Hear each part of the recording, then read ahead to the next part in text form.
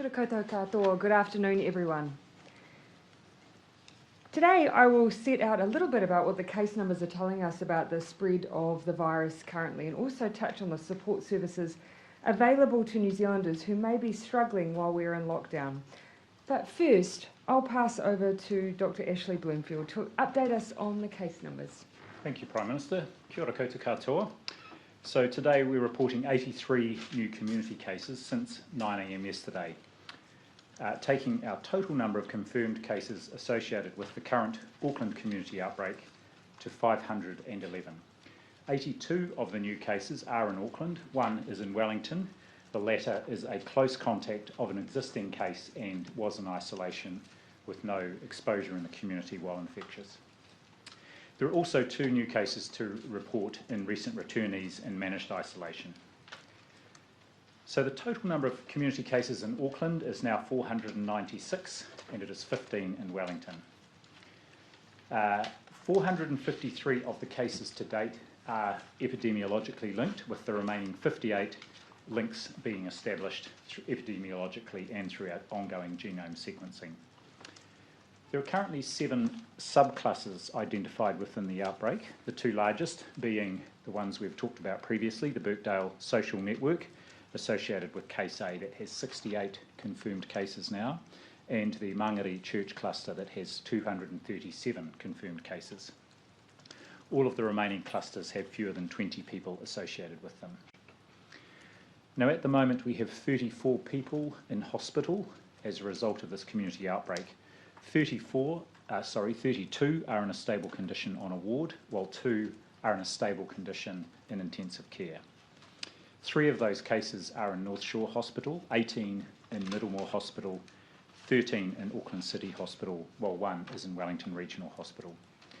And just to reinforce that there are appropriate isolation and infection prevention control plans in place at all hospitals where COVID positive patients are being managed. Locations of interest were 475 as at 9 o'clock this morning, and additional locations that continue to be identified will be put up on our website. So please do keep checking regularly. We are now removing locations of interest from the website after 18 days, because after that time we're not concerned about ongoing transmission or public health risk. Because we are in alert level 4, but it does emphasise the importance of everybody to adhere to those alert level 4 requirements. A reminder, anyone who's been at a location of interest, self-isolate within your family bubble or your home bubble and call Healthline for advice on testing. As you call Healthline for advice on testing, rather than just going out to get a test, that assists us because your contact details will then be entered into our contact tracing system, and we can trace and track your swab more quickly through the laboratories. Now on contact tracing, an update on the numbers there. As of 10 a.m. this morning, there were 32,771 individual contacts that have been formally identified. Of these, 26,473, around 80% have been followed up formally by our contact tracers, and around 85% of all contacts identified have had a test to date. Of course, there's ongoing work to follow up the remaining contacts, many of whom, if not most, have had contact already with the system through Healthline. We continue to increase our contact tracing workforce, and as of this morning, there are over 1,700 contact tracers trained and available to do not just the initial calls, but all the follow-up, daily follow-up with our very many close contacts. And just some of the contact tracing metrics, which I have here for you. Yes, so there are a total of 784 what we call very close contacts. Of those, 88% have had formal outgoing contact. The balance will have been added to the system just recently. 78% of those we have results back from the lab on. There are 29,560 close contacts. 83% of those have been spoken with, and 85% have a result in the system. Yesterday was another big day on the testing front, with 23,139 swabs processed. That seems like a small number, but it is as high as the biggest days we had last August in our outbreak. There has been a decrease in testing over recent days, but there are many people who are coming up for who are close contacts in isolation, who will be coming up for their day 12 test. And just a reminder to those people not to go in early and make sure that you do get that day 12 test on day 12. Over 9,700 swabs taken yesterday across Tamaki Makaurau, including about a third of those in general practice. The proportion that are done in general practice drops over the weekend when fewer centres are open. There are still 26 community testing centres open across Auckland today, so plenty of opportunity for people if they are symptomatic or if they are due a follow-up test to go and have that done today. To help speed up process at testing centres, as we've said before, you can access your NHI number if you don't have it already by calling 0800 855 066. We have operators there who can help you get your NHI number. Whole genome sequencing, ESR have run this now on samples from 343 of the cases, and analysis of all those samples that has been successful, which is the vast majority, has shown they are all linked to our current community outbreak. On wastewater testing, no new unexpected detections to date. Following detection of the virus in samples collected in Christchurch on the 21st, 23rd and 25th of August, there were samples collected from 5 different sites in Christchurch on the 26th. Those have all now returned negative results. And there are a number of samples being collected today and tomorrow from 9 sites across Christchurch to help just give us more confirmation that there is no further positive testing results for the virus in wastewater there. The virus was found in a sample collected in Warkworth on the 27th of August, following earlier detections there. Consistent with there being positive cases in the community at that time, but it is important that anyone in the Warkworth area with symptoms does please go and get tested. I understand there's quite a lot of interest in exposure events or places in Warkworth. None of the places there are listed as locations of interest because everybody who was at those places has been able to be followed up and tracked.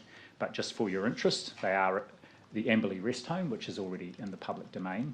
And I can say that of the people in that facility who were in the dementia ward where the worker worked there, all of those have returned negative tests so far, which is great. The other 2 places were a medical centre in Warkworth, but again, anyone who was at the centre at a time when they may have been exposed has been followed up. And finally, Southern Paprika, a large workplace. Again, all those who may have been exposed there have been followed up. So there is a difference between our exposure events, which we have many, many more than actually locations of interest, and where there's not a need to actually publicise those because everybody can be followed up. They don't become a location of interest. As you see, we already have 475 locations of interest. Ongoing wastewater testing is occurring. 125 locations so far in this outbreak have been analysed, including 86 in the North Island and 39 in the South Island. Finally, before I hand back to the PM, I would like to give a shout out to the hundreds of thousands of essential workers across the motu and those New Zealanders who are going above and beyond to support all of us to stay in Alert Level 4. I've heard of countless examples of New Zealanders selflessly looking out for others in their community, and a particular tribute today to IHC's IDEA Services support workers who are supporting people to stay safe and feel safe and comfortable and stay in touch with their whānau and friends who can't visit during Alert Level 4. So a big shout out to IHC's Jasmine, Dawn, Sandra, Smiljana, Mia, Inderjeet, Ravinda and all their teams for their amazing work. The stories are quite humbling and moving. They're doing this all on top of juggling their own whānau demands and requirements and often working extra hours to keep people safe and reassured. So thank you to them and all our essential workers. Finally, we've gone hard and early in this outbreak and with our public health response as we have done previously. It is paying dividends, but the public health teams and our health system can't do it alone. As always, together we will make a difference, and Alert Level 4 is something that we can all contribute to, so please continue to do your bit. Thank you, Prime Minister. Thank you, Dr. Bloomfield. A quick reflection then on the cases that were reported yesterday. More than 3/4 of our cases yesterday were contacts of known cases. And if we break that down further, over half of our total cases yesterday were in fact household cases. This once again shows how infectious Delta is. Only 2 were considered to be infectious before level 4 restrictions came into force, which is helpful. We know that limits down the amount of contact our new cases are having with others. A total of 25 people had exposure events outside of the household. We've been advised to date that the Ministry of Health analysis is showing that these are generally essential work sites and tend not to be customer-facing sites. We've asked for further analysis as to the nature of these workplaces so we can assess whether our level 4 rules on who is operating is being adhered to and whether our public health protocols for those businesses that are operating are fit for purpose. As you will have heard me say at the end of last week, we have a small number of workplaces that are operating at level 4 that have seen transmission within staff. I'm advised that it's 4 in total to date. Now, this may not be a problem with the rules, say, on the factory floor, but what is happening perhaps before and after shifts or even during break times. We're looking at all of this in more detail.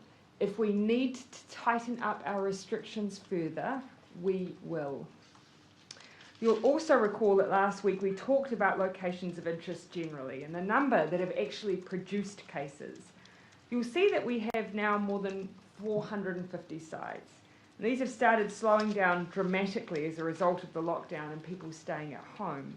But of these locations, we can share that we believe transmission occurred at 21 of them. For the most part, that transmission has been relatively limited.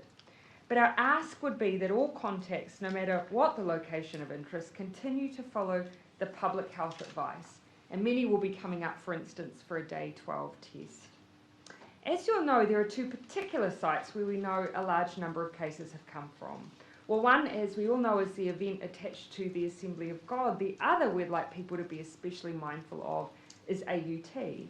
This is a difficult location to contact trace, but we do know it has resulted in 20 cases thus far.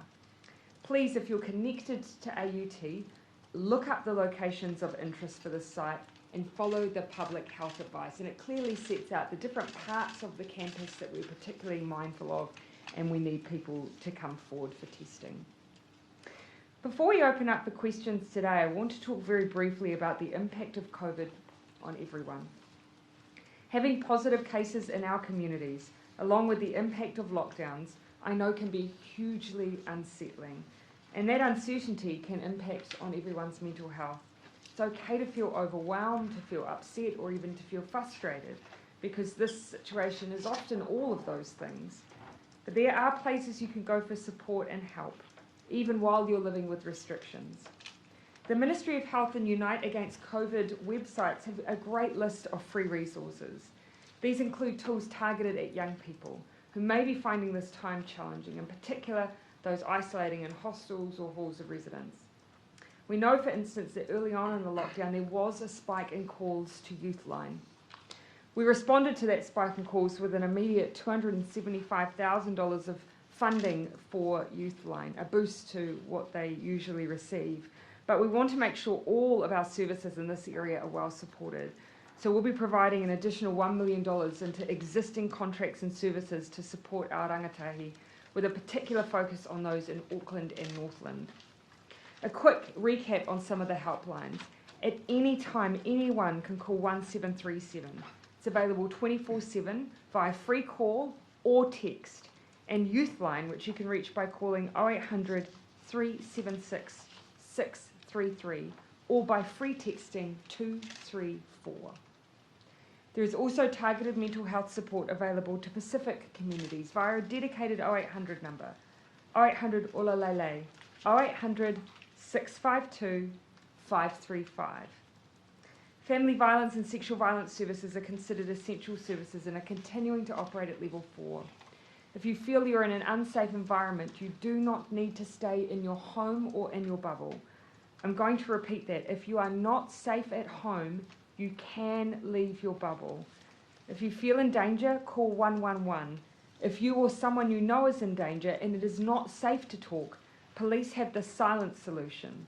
Phone 111, and if you do not speak, you will get the option of pressing 55. You can then listen carefully to the call taker's questions and instructions so they can arrange assistance for you. There is also support in place for those struggling to access food. In addition to the $32 million we invested last year into food banks, food rescue, and community groups that are distributing food to vulnerable people in whānau, yesterday we announced an additional $7 million for food security networks operating at Alert Level 4. The extra funding will help with the distribution of an additional 60,000 food parcels and 10,000 wellbeing packs.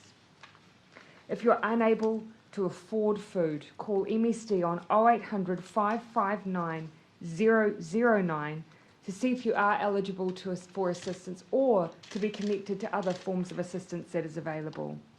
If you're at home isolating or having problems accessing food, you can ask family, friends, neighbours if they can help deliver food for you. Delivery should be contactless and kept local. For those in self-isolation or have no other way to access food, the Student Volunteer Army also has a grocery delivery service.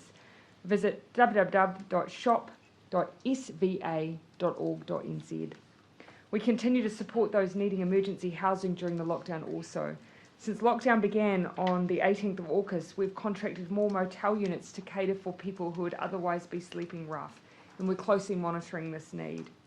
You might have heard me mention last week as well, the 3 Auckland Metro DHBs are vaccinating those who are homeless via a range of mechanisms, including Auckland City Missions GP Clinic, a mobile outreach team, and we're working with homeless providers to visit temporary housing sites and provide transport to people in temporary housing to enable them to reach vaccination centres. What I've listed really is just a snapshot of the various supports in place to help everyone get through this period of restrictions as we tackle COVID-19. And I guess I would summarise it as follows.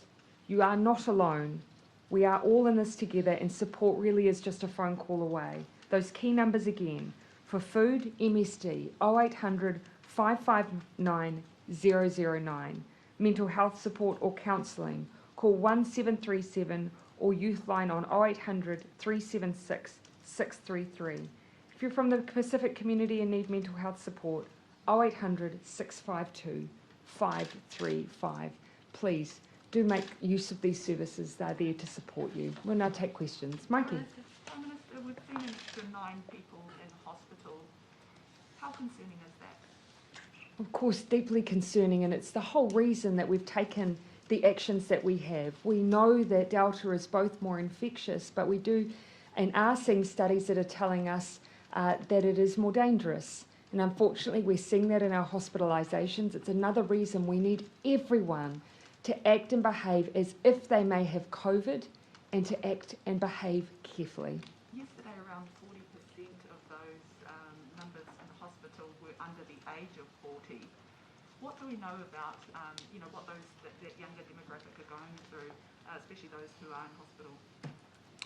Well, I think in part this reflects the fact that we've got a significant proportion of our cases are under 30, over 60% are under 30. However, we have seen this in other countries with Delta outbreaks, including across the Tasman, that they have ended up with a much higher proportion of their people hospitalised being those younger people, and many of them without pre-existing conditions. COVID can be a serious illness for anybody, no matter how well they are or not before they get the infection. At the moment, the hospitalisation rate is between 6 and 7%, a little higher than we may have seen in the past. But the important thing here is that our hospitals have got capacity and they are geared up to look after these people if they need hospital care. I think also it's another argument for, yes, everyone following the level 4 restrictions, please stay at home, but also please get vaccinated. We know the very high success rate of the vaccine that we have free and available in New Zealand at preventing serious illness and hospitalisation. It's the best thing you can do to protect yourself and others.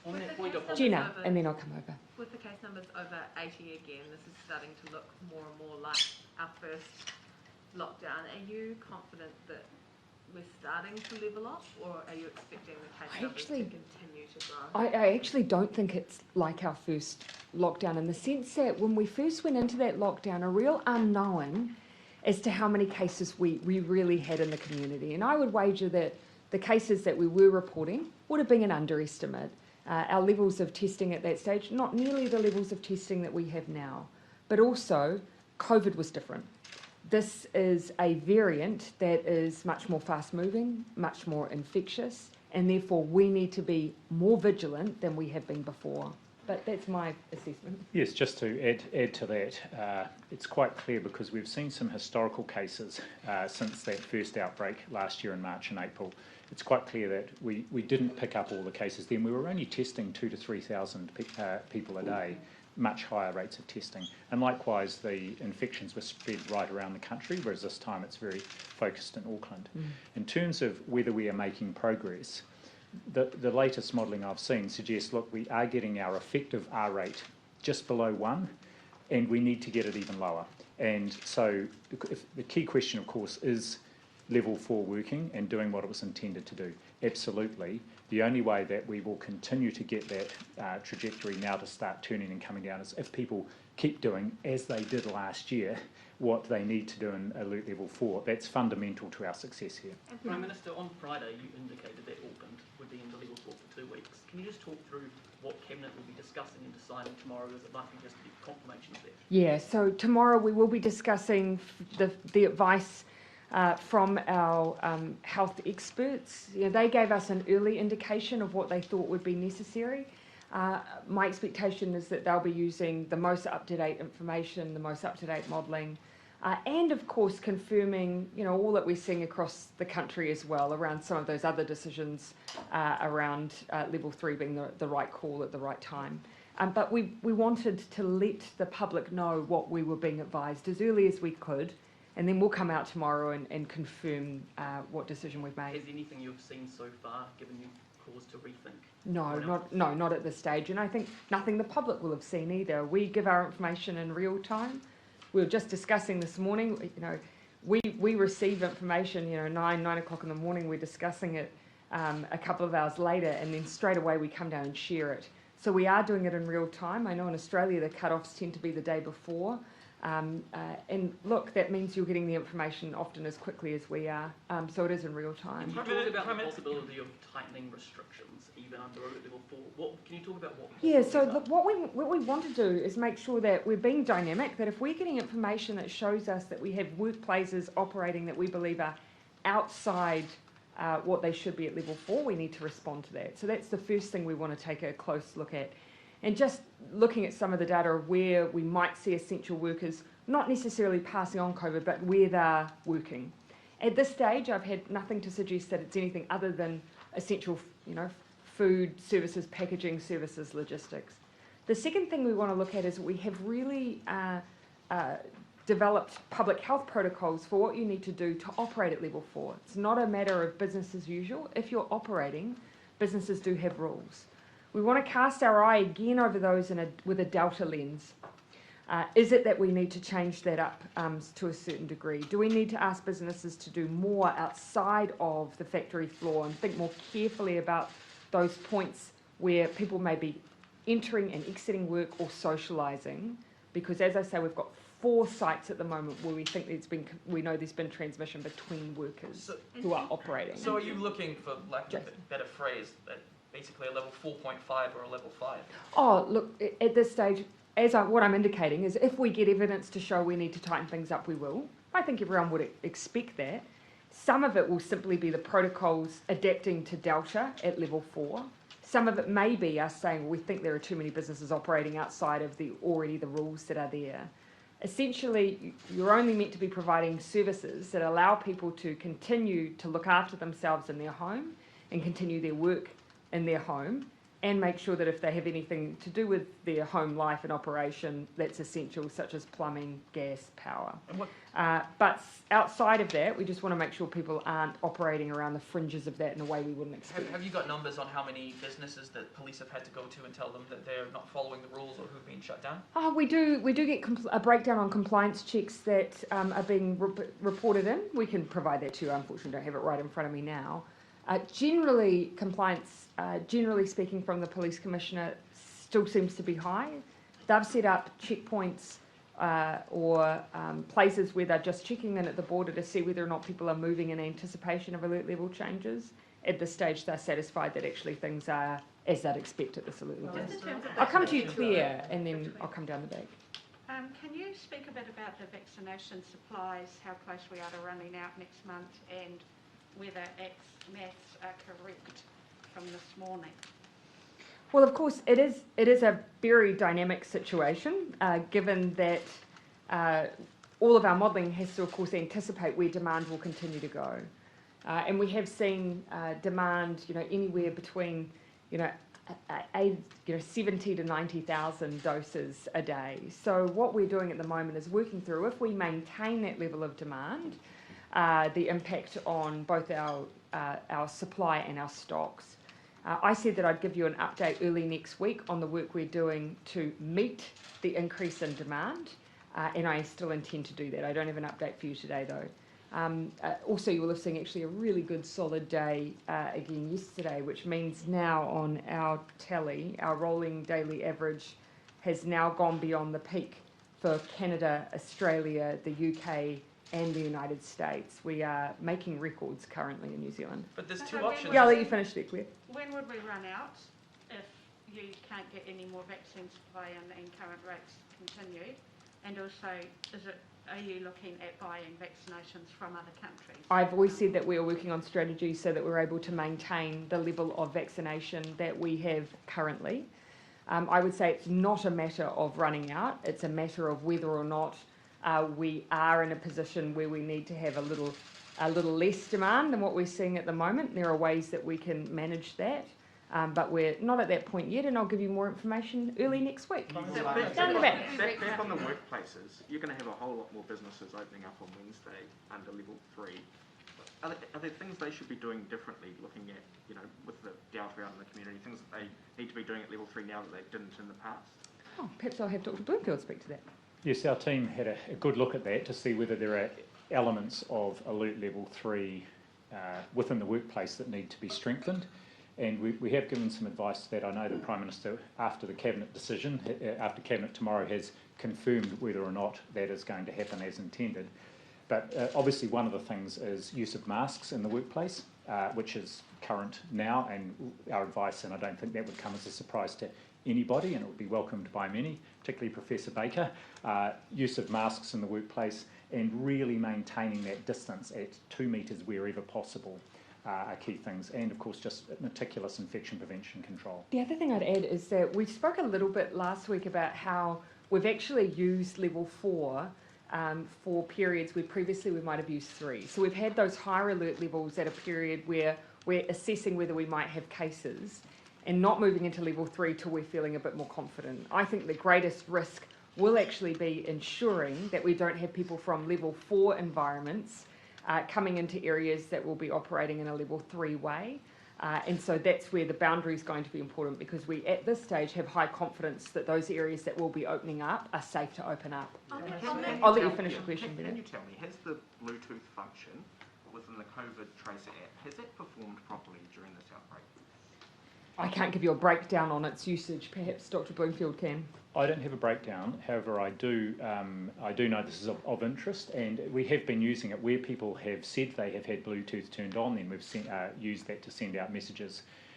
My understanding is two things. One is because of the number of cases, it wasn't necessarily a question our contact tracers were asking at the first interview, because they were trying to get the most essential information, so that we've given them a nudge around that. But secondly, it seems from the demographic of most of our cases, many of them didn't have Bluetooth turned on, but we're just getting the numbers about that so we can share that. Well, the Ministry's told us that fewer than 10 people have received a notification via the Bluetooth function on the app. That may well be the case, and I'll come back to you with the numbers on But it. as of the 29th, there were 110 location alerts, so it seems that the Tracer app is being used, but the Bluetooth function may not be used as often by those who are involved with our cases. Yeah, I'll just give Urukawai. We've received reports from Northland iwi leaders feeling sideswiped by the government's alert level decisions, bringing Te Taitokero in with Tāmaki Makaurau. Was that a decision that was discussed? Was there any discussion with iwi leaders prior to the announcement? Yes, there was, and that's counter to the advice that I received. So yes, there was discussion of that. We were interested, of course, as we always are. We're making ultimately a public health decision first and foremost, but we did also want to know that contact had been made and there had been discussions around border issues, current alert levels, sentiment around level 3 versus level 4. We were interested in that as well. And the feedback I had was that there was a general sense of support for the alert levels being maintained, but that may obviously not be the case. Who did you speak to? Of course, I rely on those who are based locally to give us feedback. So it's not necessarily that I'm individually making those calls. Yeah, Ben, and then I'll come in the front. On vaccinations, there are 34 people in hospital. How many of those people were vaccinated? It's not a figure I have. Yeah, I don't have the data on the hospitalised people, but we can find that out. Yeah. I haven't been advised that there have been to date. Yeah, and I mean, a couple of things. Anyone has been vaccinated that has ended up in hospital? Yeah, I haven't been advised that anyone vaccinated has ended up in hospital to date. Keeping in mind that it's more common for people to have a first dose at the moment, but no, I haven't been advised. Can I also ask on case numbers daily? Because I think a lot of people were surprised it jumped up again yesterday and now it's staying around the 82, 83 mark. Mike Plank says that we should expect numbers to stay around this level for potentially a week. Is that in line with your modelling? Is that something that you expect will continue to be the case? When do you think they'll start to get down? Well, what I would say is, as the Prime Minister said, over 50% of our cases now are within households. And there is, if you look at our number of very close contacts, I think it was 660, the figure I gave, and because of the infectiousness of this variant, we would expect somewhere between 50 and 100% of transmission within households. Many of those people will now be isolating or being tested, including right up to the day 12 testing. So we can expect there will be highish number of cases over the next few days, particularly as those day 12 tests come due. That in itself isn't either unexpected, it's not unexpected, and it's not necessarily a concern.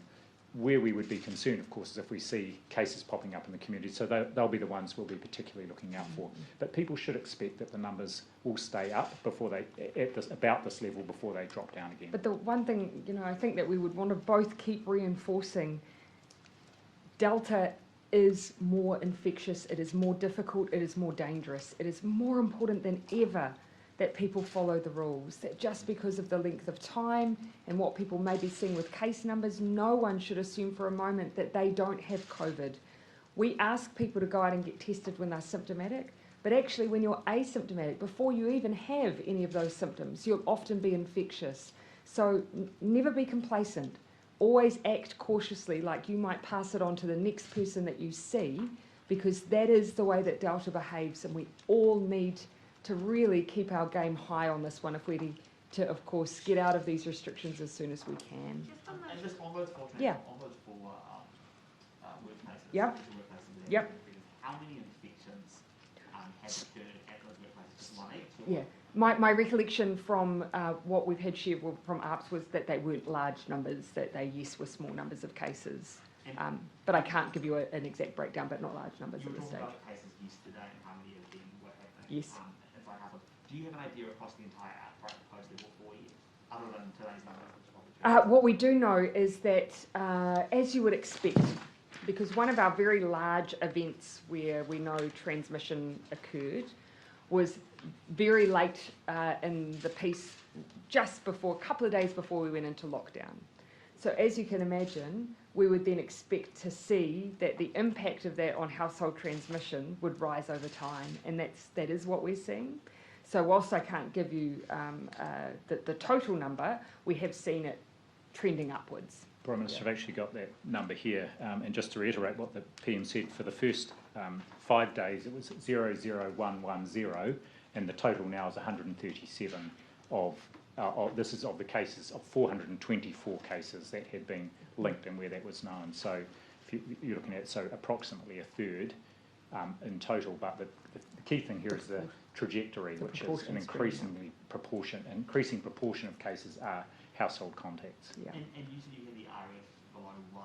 Can you release the modelling that shows that? Actually, it was a text I received this morning, so we're getting the email and very happy to put that up. You're getting the latest data. Yeah, I think what's also really important here is if you look at the modelling from early on about where we would be at now if we hadn't done alert level 4, and the numbers are extraordinary. We would be at New South Wales type numbers by now.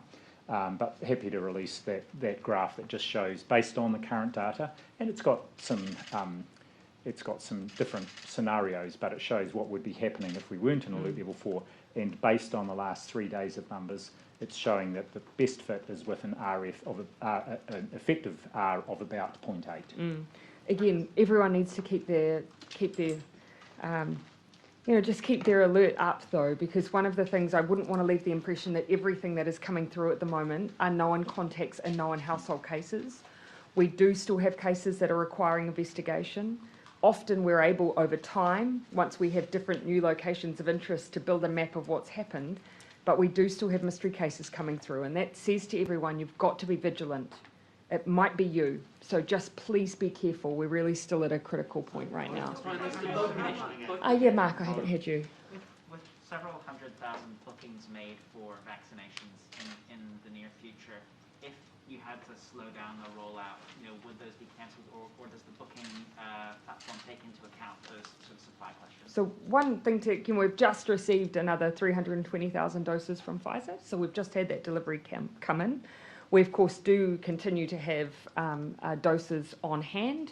And what our team are working on at the moment are some different scenarios based on the strategy working around to ensure that we can continue to meet demand. Beyond that, I'm actually not going to say more beyond that right now because it would be premature, but I am going to give you an update early next week. And both national and essential, yeah, do those cases in essential workplaces worry you in terms of, could they push out that long tail of COVID and every new case worries me, every single one. The key things that we're always looking for are, were they non-contacts, were they already isolated, and if they were out and about because they didn't know that they were at risk, what kind of places were they? We do see a reasonable proportion here who are essential workers, and of course we're reliant on those workplaces to have the kind of protocols that can ensure the safety of other workmates, because these tend to be at the moment closed sites, so not customer interfacing. That's what we're tending to see. But Delta's different, so I'm not relying on anything that we've seen happen before, where those protocols are usually sufficient. Delta's different, so we all need to be careful, and I need those employers to be very careful for their workers and their work sites. Both National and ACT have opposed a virtual parliament. Yes. What do you make of that? And secondly, what does that mean for Parliament sitting this week? I'm disappointed in that position. We were absolutely willing to make ourselves available for the scrutiny that, yes, we absolutely need to provide. And you would have heard me say last week that we were going to endeavour to find ways that we could provide that in a way that I think meets the expectations we've set for the public. We're asking the public to do things differently. I think Parliament should be willing to do things differently too, and we were. So you will have seen the proposal. I think it met the needs of accountability and scrutiny, but in an online platform that means we don't put staff at risk and those who are involved with convening Parliament. So I'm disappointed. I am, however, not willing, without the consensus of parties, to individually suspend Parliament again. So I will participate, despite the fact that I totally disagree with the position that they've taken. Prime Minister, just a couple of follow-ups. One on Benedict's question before around the operation with level 3 and level 4 businesses. Yep. How are non-essential businesses in level 3 expected to trade with consumers in level 4? So can there be any trade between the rest of the country and Auckland next week? Yeah. So look, this is going to be an area where even though a business is operating at level 3, it may be complicated by the fact that there are some parts of the country that continue to have that higher alert level. Because of course they will only be able to continue to operate with all of those level 4 restrictions. So it may interrupt supply chain, it may interrupt delivery. But I expect that those parts of the country will absolutely understand that we're doing that to keep everyone as safe as possible and to try to get everyone back to normal as quickly as possible. And just on vaccines, a recent study shows the efficacy of the Pfizer vaccine fell to 75% after 3 months. Which study was that? Oh, sorry, I'm genuinely interested. That's not me scrutinising you. I try and read all of the... Sorry, question for a colleague. So yeah, okay, no problem. Are there any plans to roll out a third booster shot like other countries are doing? Well, actually, the number of countries who have formally approved booster shots is still relatively limited. A number are talking about it, but the number who have approved it for the wider population is still quite limited. But I'll have Dr. Bloomfield speak to the science. I'll just keep reading the science. Yeah, just to reiterate that we're watching it very closely. And, of course, the experience in countries like Israel that have had wide vaccination of the population, including from late in 2020 and through the early part of 2021, is really helpful in this regard. So we can get the information from both the clinical or laboratory studies of antibody levels, but also look at the real-world data. So that will be informing our advice to government, and then it's up to the government to make decisions about whether and timing of any booster doses. I think in the meantime we've said we are keeping all our options open and we're keeping all our conversations going. But of course these are always commercial conversations, so we'll be careful to make sure that we keep them that way. The other thing is that regardless, we are still seeing them hold up really well when it comes to preventing hospitalisations, and that's so important. And on the vaccine note, with the potential supply issues with the rampant demand for vaccines, is it possible that we would start accepting non-Pfizer if it meant keeping the vaccination rates as high? I think you'll find for many of the drug companies coming into 2022, it's a vastly different situation than it has been through 2021. Where you're right, there has been issues with limited supply, with new manufacturing and production coming on later in the calendar year, but next year does look like it's going to be a very different proposition. We have, however, had a range of arrangements with different drug companies, and what we'll continue to do is look at the science. In some cases, they've talked about whether or not you get better results through a third shot being an alternative to those that were your first and second. We will keep looking at the science to make sure that we offer the very best we can to New Zealanders. Sorry, I should have been clearer. I mean, introducing a different jab at the moment as our vaccination is ramping up. No, so one of the considerations for us, of course, is really continuing on with the Pfizer vaccine enables us to maintain all of the same delivery, logistics, training. Introducing different vaccines at this point in our program presents a number of challenges that actually might not make the rollout any faster. But we are working very hard on a strategy that allows us to meet the extra demand we're seeing from New Zealanders at the moment, which is fantastic, and I'll be giving an update on that next week. Jason. Just one for Dr. Bloomfield. 19 countdown stores are locations of interest, and 7 are closed due to positive cases visiting, and more than 1,000 countdown workers are isolating and need tests. Are you doing any sort of investigation into why these numbers are so high?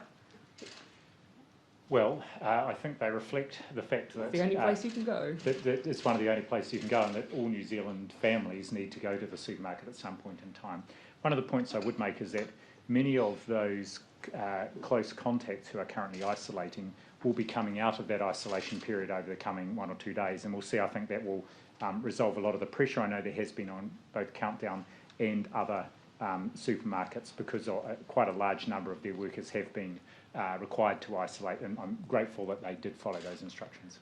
We do have within the Cabinet team, Minister David Clark is maintaining really close contact with our supermarket networks, just to ensure that any challenges they're facing in supply chain distribution or capacity, that we're able to support them and get in front of. That's been really helpful. It's meant that in some cases we can ensure consistency of the public health guidelines for the supermarkets. But at this stage, you're right, I mean, one of the issues is just, it's, as you can imagine, won't be that uncommon that an exposure site might simply just be the time that a person visited a supermarket. But that's why we have all those protocols in place, and that's why it's so important when you visit the supermarket that you keep your distance from others, scan in when you go, keep a mask on. And then I'm going to come to Mikey and then Benedict, and then I'm going to come over to Claire, and then I'm going to finish with Ben and Justin. If you had to manage demand for the vaccine, as you're saying, because you're plugging enough in, would you look to weight it? So That's a big hypothetical you just presented, so just then. Auckland will still get it at a similar rate as it is now, Yep. even its usage of the current outbreak. Yep. The question, sorry? Would you weight it so that Auckland continue to get the same amount of vaccine as it is right now, no matter what happens? That's a hypothetical, and I'm going to come back to you next week with a plan on how we're going to meet the demand that we have. For the booking systems for vaccines, a lot of people are getting special QR codes, they're getting codes to go in because they're part of workforces that are essential. When they get there, there is no queue that they can go in that is different to people who are just kind of walk-ins, and they're often having to wait several hours. Would you consider splitting those? Yeah, actually, because we did have some essential worker sites that were specific to that. That's perhaps something I'll leave with Dr. Bloomfield and the ministry team. So two things there. One is that in some cases we are getting vaccination teams out to workplaces to get those essential workers, and that's going well. But in the case here where there are reservations or appointments set aside for essential workers, they can use the code then to book an appointment slot that no one else can. But it doesn't mean when they get there that there's a special, necessarily a special queue. They would be going into the normal alert level 4 vaccination procedures that are in place for all vaccination centres. We're seeing reports of people in Northland who are getting there with appointments, and the teams are saying, oh no, the line's too long now, we've got 2 hours more queue than we're showing prior, so you can't get the vaccine today. Is that acceptable? I'll follow those up. I haven't had any reports about that. In fact, I was reading a report yesterday where someone had said they got notified that a vaccination centre still had vaccine and the appointments weren't all full, and so they were able to go and use those. But I'll follow that up and just check that's not an issue. Is that our drive-through site perhaps? Is it? Yeah, the drive-through in Auckland. Yep, we can take that away. What did I say I was going to come back to? I said Jason, and Jason. Justin. Jason, did you have a question? No, I was just kidding. Claire, go ahead. Can you say whether or not there's been any confirmed non-household infections and non-workplace for essential workers infections during lockdown? So not related. So infections that have come from people who have known to have COVID and who have breached? People who haven't got it from a household contact or the workplace, the essential workers ones that you took. So outside bubble infections during lockdown, basically. Yeah. So we have had mystery cases, unlinked cases. Do you know how many? We're doing a tally overall at the moment, because every day it goes down and then we get the new reports, and then while they investigate it, it goes up slightly. Perhaps I'll have Dr. Bloomfield speak to this in a bit more detail. While I'm there, also the MIQ case from yesterday, whether a link's been made yet with the... Yeah. So on the first question, there almost certainly were cases that you're describing where early on in Alert Level 4, where these would have been people who were infected before we went into Alert Level 4, didn't know, and they infected others. For example, they were essential workers. What's really critical is the last 5 to 7 days, and so those are the data we're really going to focus on. At this stage, we have no sense that there are people who are out who are not either essential workers or out doing essential things where there may have been an infection. There's nothing to suggest that, but we're just doing a more detailed analysis of that. And that is not to say that there won't be that behaviour that we haven't seen or detected through transmission, and that is why we will keep enforcing and repeating the rules. Really important, people, when they are a contact, that they stay home. And of course, we'll keep looking into whether or not we're seeing any cases materialise from people not following those instructions. And it's 58 of our total cases currently unlinked. Our public health units do tell us so that often when they see a new location of interest, that'll knock out a number of unlinked cases, because they'll then be able to make that connection. The MIQ worker. Yeah, the MIQ worker. My recollection from the discussions from is, yes, they have found the probable exposure event, but I can't remember what it is, but we can follow up and let you know that. Yeah. So I was sweeping through the back, wasn't I? Just quickly to Dr. Bloomfield, do you know how many staff at Middlemore and Auckland hospitals are out of action because they're isolating at home? I don't know that, and we can find out that information, but one of the things we did do about a week ago was make an amendment to the Section 70 order to allow staff who were isolating, not because they were direct contacts, but they were household contacts of contacts to allow them under certain circumstances safely to go back to work. But I don't have an updated figure on the number who are isolating from each of those hospitals, but we'll get that. Safely included being vaccinated and having returned negative tests from within the household. Yep. Yeah, the Funeral Directors Association has told us that they've approached the government and the ministry with a proposal to allow people to view a body before a funeral at level 4. Is this something the government's actively considering? I have heard that they have provided a proposal, but I haven't seen the detail of that proposal. And of course, for us, it would all be dependent on public health advice. This has always been one of the hardest areas of level 4. It is devastating for people to be in a situation where they lose a loved one and then they're unable to have a normal memorial service. And we've been really clear that those are really still really high-risk situations. And we have had cases connected before to events where people are grieving. And we don't want to add to that grief by additional COVID cases. So they are that type for a reason. I'm happy to pass on to our public health team the proposal. But of course, at the moment, our goal continues to be to restrict contact as much as we can, despite how hard it is. And I can say, Prime Minister, we are actively looking at that, and I've got some advice through from my team. Again, right at the start of this outbreak, because it was Delta, we went back to where we had started last year as a precaution, and now we're a couple of weeks in, and also partly depending on what happens with alert levels, especially outside of Auckland, Northland, then it may well be it's Auckland, Northland, and we can look at what, if this could be done safely, and then what the expectations and requirements would be on that. Of course, it moves up to 10 for level 3. Yeah. Dr. Bloomfield, One News understands the Ministry of Health and actually you personally were not keen on Pacific Health Plus in Cannons Creek rolling out saliva testing back in March. What was your reservation? Oh, my key reservation back in March was we want and need all our testing to be part of our overall testing program. So we need to be sure, first of all, that the testing is, and at that time, remember, we were talking March, that we're confident in the test, that it was accredited, that it was achieving the same sensitivity. But most importantly, it was consistent with our overall testing approach. And at that time, what was being proposed was not consistent with our overall testing approach. Do you have, last question, then Jenna, Ben, Justin, and then we'll wrap. Do you or the Ministry have an issue with the science per se, or is there official resistance to the concept of an alternative to the nasal swab?